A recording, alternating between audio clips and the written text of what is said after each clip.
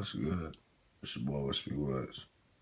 In this video, you guys, we're going to look at a lot of the universal clues here. A lot of the things that have been concurrently being seen throughout a lot of the game here. Now, throughout a lot of my videos, I've shown Easter egg after Easter egg after Easter egg after Easter egg, and it was all tied to, different aspects of looking at movies and different media, so on and so forth, that have created the different media that has made the game. Now, the point that we're looking at here is why these universal clues have to do with not only names, but also why the names and so on and so forth have to be segregated in order for us to understand the different clues that are seen throughout the game, like this one in particular. Okay, now we've seen things like this throughout the story. Okay, little suggestive, faint clues that are just seen, but when you look into perspective of what they can be, it could be an obvious, tie right back into a movie. Like this black light and why these several cars are written in a secret way on a wall in a garage. Now, the point here, you guys, is that a lot of the different media that has been seen throughout the game that is tied to the different pop culture that, tying to references are tied to LA. A big point of why San Andreas mimics LA and so on and so forth. But the point here, you guys, to keep it a little brief, is the fact that we're going to look at why Gone in 60 Seconds, okay, has a big tie to this game, and why if we had looked at that movie and this small clue, it would have took us to a lot of the different clues that I've shown you time and time and time again. And for those of you who believe that, this is just pop culture, it's going to, reveal itself regardless, I mean, yes, but the thing is that a lot of people feel as though I'm just, blatantly putting it out there just so it can go around in circles. No, the point here, you guys, is that going around in circles is a big tie to karma, and it's what they wanted you to understand by just watching movies, going outside of the game, actually turning this game off and watching what goes on in real life. The point here, you guys, is that Gone in 60 Seconds and a few other clues within this area are giving off some clues that we wouldn't have understood if we did not understand this process. And it's as simple as taking one aspect of the game and segregating it for a rearrangement.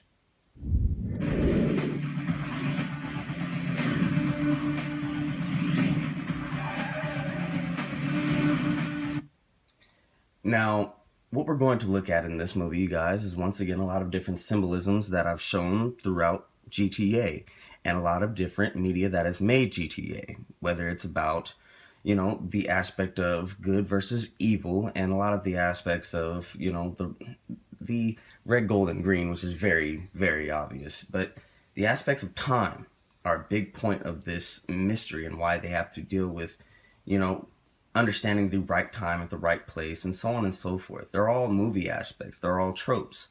And these tropes are going to relay themselves time and time again like karma. And that's the point of understanding these different Easter eggs, because they would have hit us if we just understood them.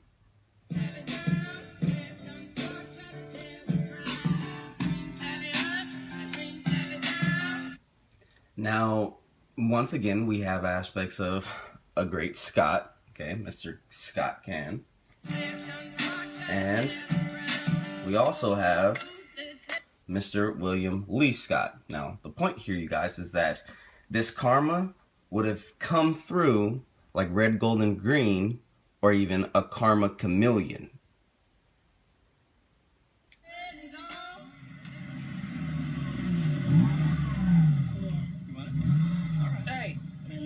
Oh my God, sweetie, you're so talented. What? Hey, stolen car. No. Stolen car. No. Hey, I love you. Man, we going to jail, man. Now, what I want you guys to understand what we're watching here, okay, and it's something, tied to the mystery, whether we wanted to look at it in Gone in 60 Seconds or in a movie that we thought was tied to the mystery from day one, and that was Back to the Future.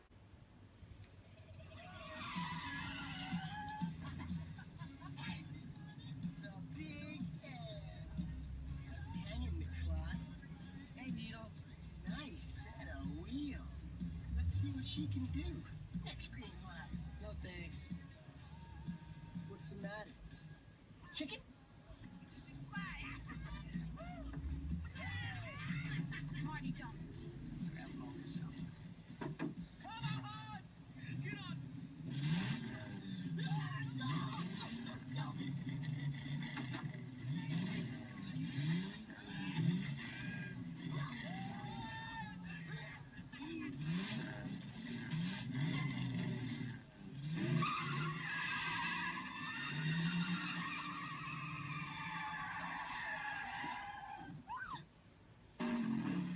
See this glass right here? Let me guess.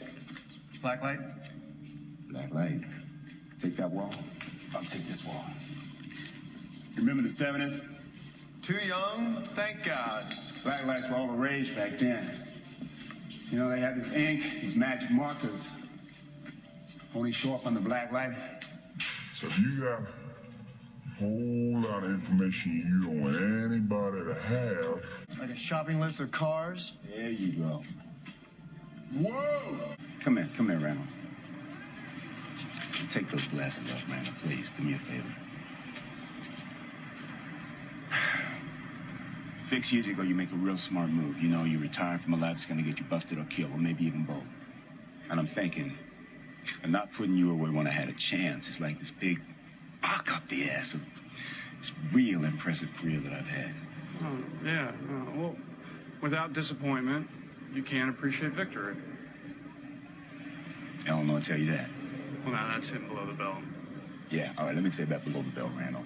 I tell you what, from here on out, if you walk across the street outside of a crosswalk, if you roll through a stop sign, if you use an aerosol can in a manner other than directed, I mean, I don't care. You make one slip and I will put you away for good. By the time you get out, asshole, there won't even be cars. I'll be cruising around, you know, little spaceships. Spaceships. That's gonna suck.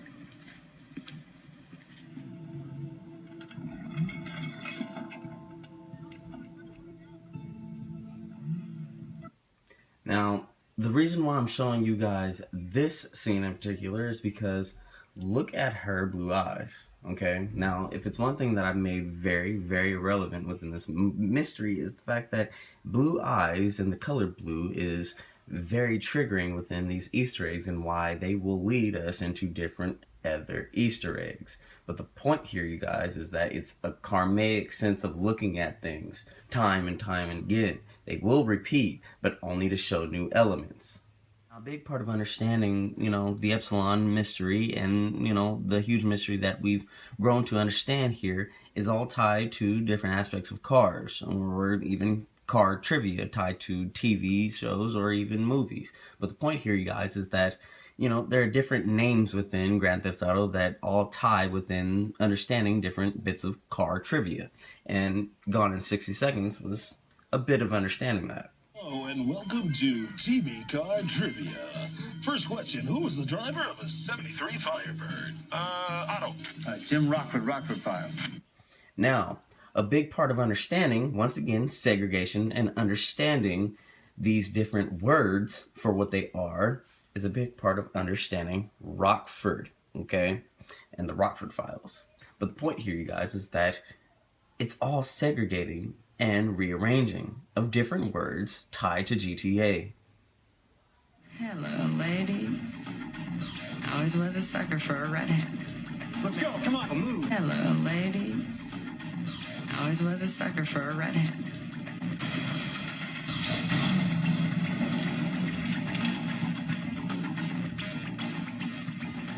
Hello, ladies. I always was a sucker for a redhead. Let's go, come on, move. Now, what's interesting about that, you guys, is that red hair within the Epsilon tract and a lot of the other clues within the Epsilon tract are not only some of the most legit ones, but a lot of the clues within this tract tells you guys how to understand this process and understand a lot of the segregative clues that they hid throughout the game. Just like it said in chapter 4, verse 2, okay? We are all from the same tree, yet no one shall believe a winged lizard could fly, or a man with hair the color of rose does not bring doom with his lies. Okay, now I've already explained that lies have a duality with meaning lying in a lake of truth, meaning reality and truth, and lies meaning false and not true. But the point here, you guys, is that that duality is what separates them. And if we understand both of them, we can understand what both interpretations mean. Now, the point here, you guys, is that red hair is a universal clue, just like all of the other symbols. No different than that, and a lot of the other symbols that have been seen throughout the Epsilon tract. But the point here, you guys, is that even with looking into a lot of the names that have been segregated into a lot of the chapters here, there's a lot of different clues that have to be relayed. And one of those clues have to do with, once again, segregating a name. And that name is Chai, or should I say, Chai McBride.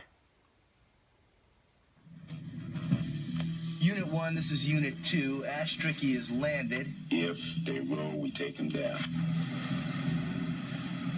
Last night that van was parked 4 houses down. Now it's only 2. We got company. Shit. He's at the car. Fred, come back.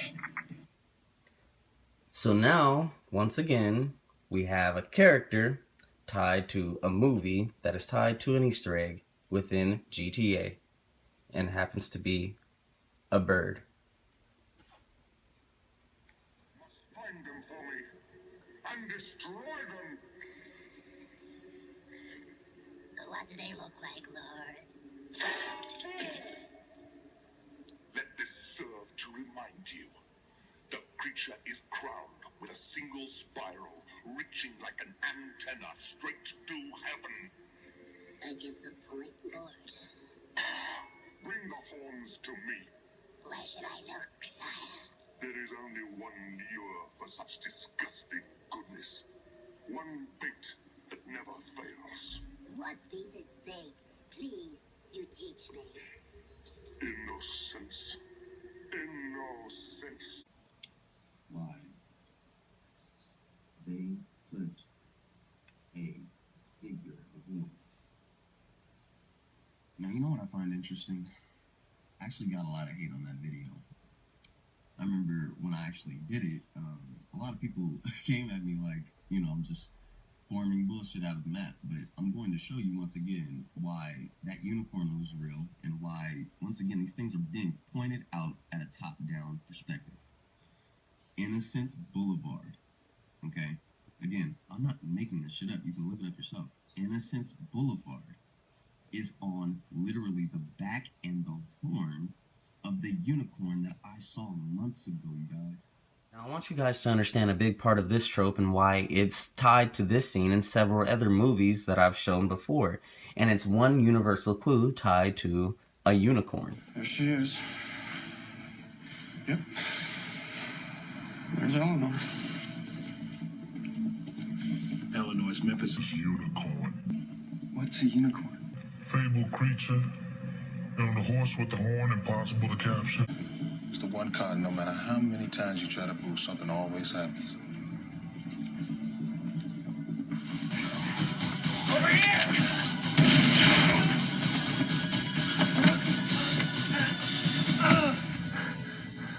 Beast. Okay.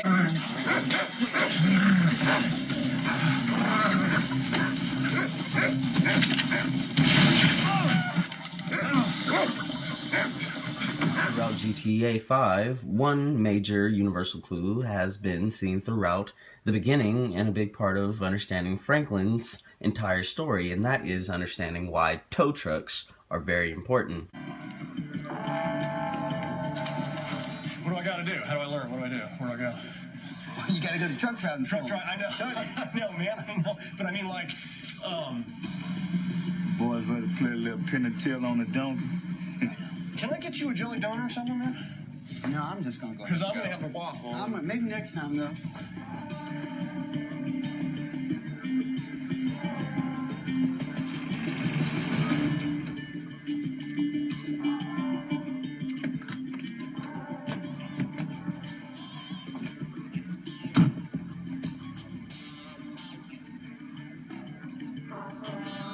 I'ma smoke you!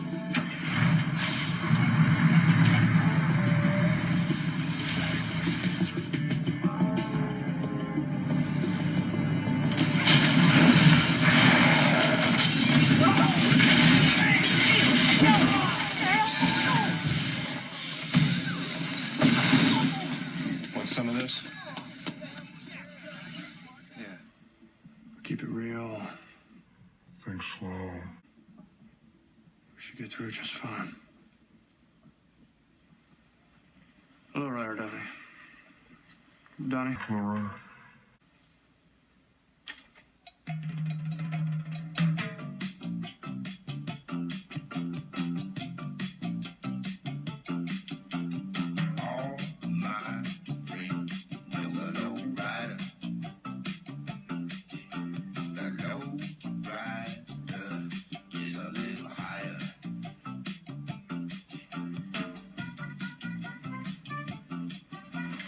Okay, let's run. Now, we're back at the garage that started this pattern of different Easter eggs tied to Gone in 60 Seconds, but what I want to float your attention to here, you guys, is this pornographic style pinup. And it actually relays a small Easter egg, but I want you guys to understand the point of their smaller Easter eggs that are just tied to smaller senses of slang. So what we're going to do here, you guys, is something very simple, and we're going to segregate the word norks. A big part of what I'm going to show you here, you guys, is a big part of segregation and rearranging and how to really do it, okay? Taking a part of GTA's Easter eggs, okay? We're going to take one element, which was norks, okay, which is a slang for breasts. Now, the point here, you guys, is that we're going to understand it for its importance within the media that has created GTA. Thus, by segregating and rearranging a bit of its parodies, like Underbelly of Paradise, okay, which is a crime drama within GTA, but it's most notably a parody towards an actual life crime drama, a British one at that. Okay, now we have to understand GTA and Rockstar are predominantly a British company, and they want to pay homage to a lot of the different programs that helped make a bit of the media that has made the different parodies that has made GTA. Now, this show in particular is called Underbelly. Now, I want you guys to understand how we take two elements of two different Easter eggs, okay, that we segregated. All we did was segregate, and we're going to rearrange them in order to find a new element, okay? Now, this is a small frame of what I've been showing time and time again, but it's going to relay a bit of evidence. Now, the point here, you guys, is that the evidence has been relayed to us ahead of time. Look at this as a bit of math, okay? 1 + 1 = 2. 2 meaning the new element, okay? The new clue. But if we have two ones, these are just two Easter eggs. And the actual format of the equation never differentiates from different points, okay? Meaning, if you have 2 + 2, it's going to equal 4. Okay, the point here, you guys, is that the plus and the equal sign will always be there. They will always be there because that's the process. The process stays the same. You're just putting different elements in the equation and you're solving different clues. And the clues are what relay different parts of the pattern. You know that. And I fucking know that. And then Malakia Williams needs to know it. You know what I mean? Relax, will ya? He's in remand. Just relax. Yeah, all right, in remand. Be a good chance for you to lean on his scraggy bitch of a missus then, huh? There she is. Here. That's your lawyer. Yeah. You're kidding me. Mate, stick those norks in my mouth, will ya? Might stick those norks in my mouth, will ya? Now, the point here, you guys, okay, is that in the show Underbelly, which is one Easter egg, they show a bit of another Easter egg, which is a slang term, norks, okay? A sexual term at that, okay? And this will equal into a different Easter egg. And what I mean by that, you guys, is that in this episode in particular, it has a term that has been used time and time again, and it's called the wise monkeys. Okay, this is the episode that shows this particular Easter egg in this particular show. So we take one Easter egg being norks, okay, and we add it to another Easter egg being underbelly, okay, two things that we segregated. We come to another element that has been told to us early on in the game, and it was the wise monkeys. The point here, you guys, is that we took a bit of karma going back to things that we did not notice, and we connected it like a puzzle piece to another clue, only to find a bit of evidence toward what we're doing, okay? You can call this coincidence, you can call it whatever the fuck you want to call it. But I'm showing you guys something that leads to a secret, okay? I'm showing you guys something. I'm gonna be honest with you. For those who leave comments on my fucking channel saying, dude, I know what you're doing, you're just doing... I don't want to hear the shit anymore. I don't, okay? And if you don't want to hear me, don't watch anymore. But at the end of the day, I'm showing you guys something, okay, that will lead to a secret that Rockstar is holding from you guys, but also showing you all at once.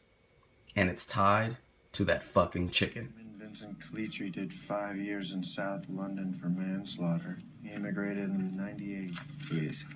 Loan shark and extortion fencing. His friend's a salvage yard.